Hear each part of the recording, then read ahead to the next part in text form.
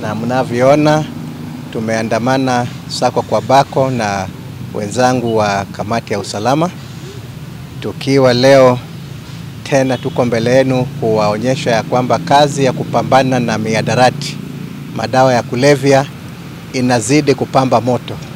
Nakumbuka kwamba yapata majuma mawili yaliyokwisha tulikuwa na gari la abiria la matatu ambalo lilikuwa pia limebeba marobota ya bangi ambayo ilikuwa inasafirishwa kutoka Nairobi na kuelekezwa Maua na kwingineko. Leo pia kwa sababu kazi hii tuliwaahidi naendelea, baada ya kupata taarifa na kuendelea na uchunguzi, kuna lori ambalo yamkini huwa linatumika kusafirisha mifugo, lakini mifugo wale ni mifugo tofauti. Lori ambalo nafikiri limeundwa mahsusi kuwa na maeneo ya kuficha mihadarati kama hii, na limeweza kupatikana katika barabara ya Ruiri na Njiru, na ndani yake kulikuwa na bangi.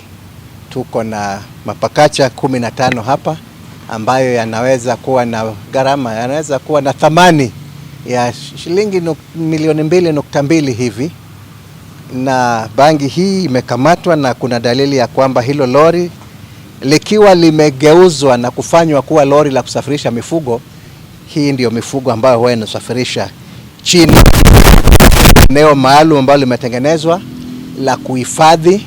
Hivyo basi kwa upande wa juu litakuwa limebeba mifugo yenye mkia, lakini kwa upande wa ndani limebeba mifugo asio na pembe wala mikia, na mifugo yenyewe ndio hii mnaona hapa. Tumewahi, dereva ametoroka na kukimbia, lakini hizo ni mbio za sakafuni, zitaishia ukingoni tu, na kazi hii itaendelea.